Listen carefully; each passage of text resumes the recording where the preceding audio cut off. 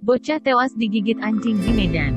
Korban bernama Muhammad Reza Aulia, ia tewas digigit anjing tetangganya beberapa hari lalu, tepatnya Kamis tanggal 10 Juni tahun 2021 lalu.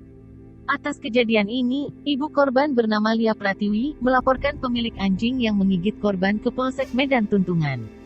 Korban tak langsung disuntik vaksin rabies. Dan baru Sabtu, tanggal 12 Juni tahun 2021, disuntik vaksin tersebut karena baru dibeli dari apotek.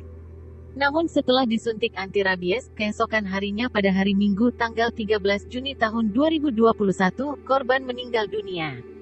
Sebelum meninggal korban sempat mengalami kelumpuhan dan hilang ingatan, korban sempat dirawat di RSA Adam Malik sekalian visum, saat itu tak ada gejala apapun usai digigit anjing, ujarnya. Kapolsek Medan Tuntungan, Ibtu Martua Manik saat dikonfirmasi via pesan WhatsApp oleh awak media membenarkan kejadian ini. Namun ia menjelaskan untuk kasusnya kini ditangani oleh Satreskrim Polrestabes Medan.